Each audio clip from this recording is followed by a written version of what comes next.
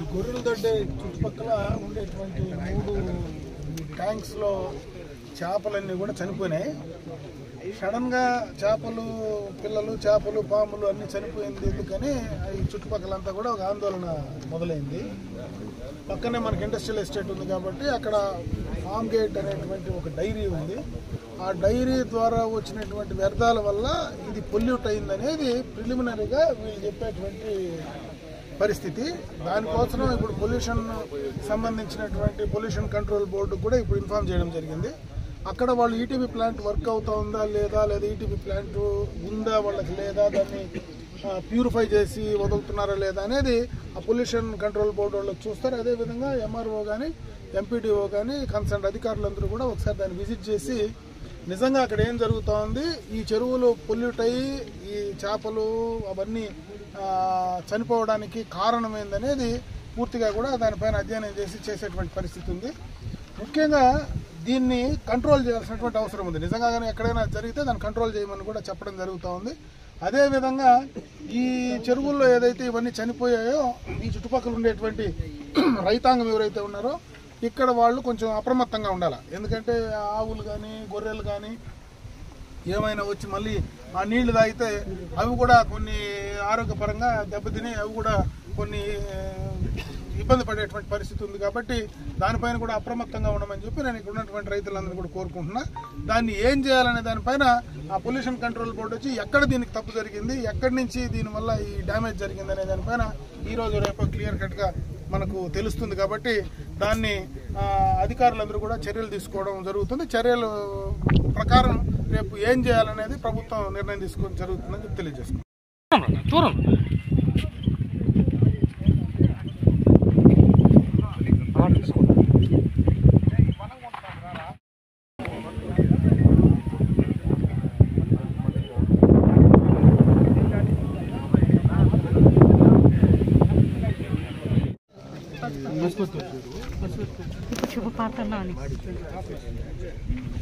దీనికి ముందు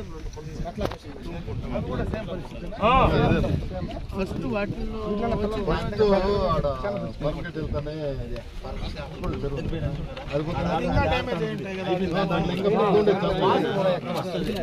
మళ్ళా రెండేది పడతావు, ఎందుకు వస్తారా పడిపోతారు.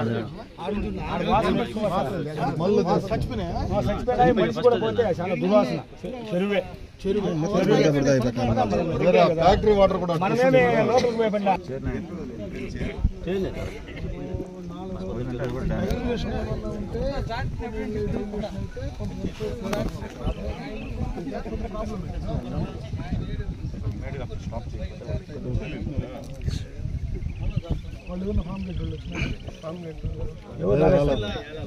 మొన్న దండ కదా చెల్లి వదిలే చెప్పేసి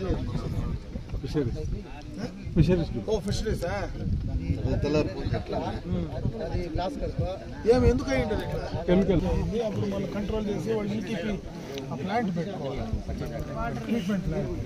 అది మళ్ళీ వచ్చి ధర్నా చేసి పెద్ద గలాట అయితే మళ్ళీ ప్లాంట్ పెట్టుకొని వర్క్ చేయాలి కదా, రన్నింగ్ లో పెట్టుకోవాలి. ఇప్పుడు ఏంటంటే ఈ ఇయర్ వాళ్ళు అది ఫంక్షన్ కాకుండా ఆపేశారు. ఎందుకంటే వాటర్ దాన్ని వాడుకుంటున్నారు. దానివల్ల బయట వాటర్ బయట లేదా పక్కన ఎస్ఎస్ఐ లో బోర్ ఉంది, ఆ బోర్ లో నెలకి 20,000 రూపాయలు ఇచ్చి ఆ మోటార్ నుంచి ఫిక్స్ చేసుకుంటాం. అలా దాంట్లో షార్టేజ్ ఏమైనా వస్తే ట్యాంకర్లో తొలగించుకుంటాం. దీనికన్నా అది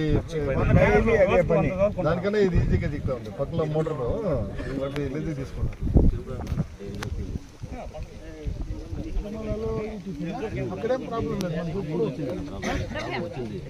మనం ఎప్పుడు అంత ల్యాండ్ నోట్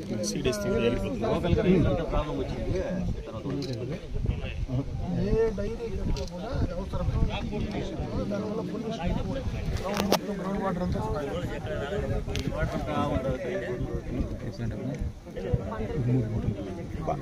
కూడా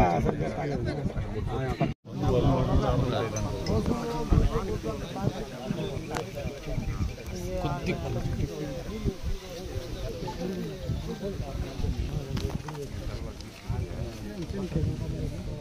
మీకేం ప్రాబ్లం లేదా పక్క? లేదన్నా, అదే అంటే మాకు పక్కన చెరువు అక్కడ నుంచి కూడా వస్తున్నాయి వాటర్.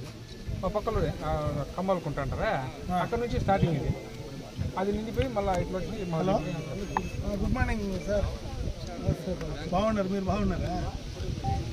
వర్షాలు ఎక్కువ బాగానే ఉన్నాయి. అంటే మాకు మీ అంత లేదు కదా, మాకు ఇటు పక్క పలమనేరు సేఫ్, విజయవాడ మీకు అది ప్రాబ్లం. ఏం లేదు సార్, చిన్న ఇష్యూ ఇక్కడ మనకు ఈ పొల్యూషన్ ఒక ఇష్యూ వచ్చింది. ఈ ఫామ్ గేట్ అని ఇక్కడ ఒక డైరీ ఉంది, మన 4 రోడ్లు మీకు ఐడియా ఉంటుంది, మీరు కలెక్టర్ చేసినారు కాబట్టి. ఇక్కడ మన 4 రోడ్స్ క్రాస్ ఉంది కదా, పలమనేరు దాటితేనే టువర్డ్స్ బెంగళూరు, మనకు ఇండస్ట్రియల్ ఎస్టేట్ ఉంది ఇక్కడ. మనమే, మీరు కూడా వచ్చింది, మీరు యాక్చువల్లీ ఏపీఐసీ చైర్మన్ కూడా చేస్తారు కదా, అప్పుడు మీరు వచ్చినారు. దాంట్లో ఫామ్ గేట్ అని ఒక డైరీ దాంట్లో ఏమైందంటే వాడు ఈటీపీ మేనేజ్ చేసినట్లేదు, ఆ నీళ్ళన్నీ వదిలేసినాడు. ఇక్కడ 3-4 చెరువుల్లో మొత్తం చేపలంతా తెచ్చిపోయాయి. అది ఒకసారి మన వాళ్ళు ఎవరైనా పంపించి అసలు వాటికి ఏం జరుగుతూ ఉంది పంపించండి మీరు ఇమీడియట్గా. ఎస్, అది ఏమైంది, ఎందుకంటే ఇప్పుడు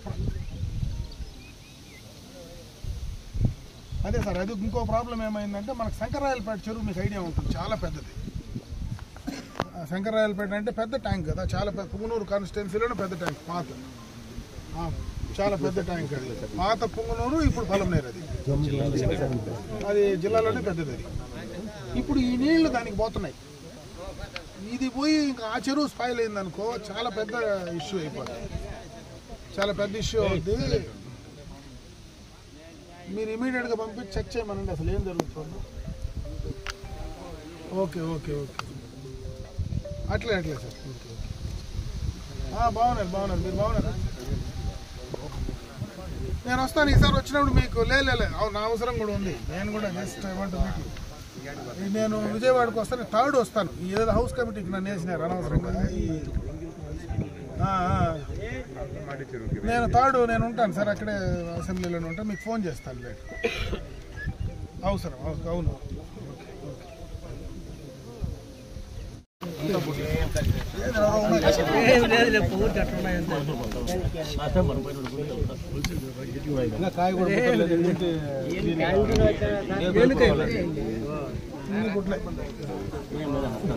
నీళ్లు పోయి దొసరిలో పడుతుంది, చేపలు ఎక్కువ ఎత్తినట్టున్నారు కదా ఈసారి.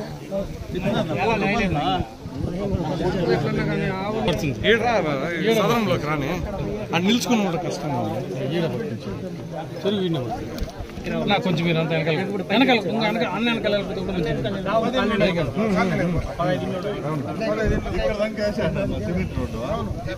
సగం ముందు పైప్ వేయాలి. దాంట్లో పెట్టి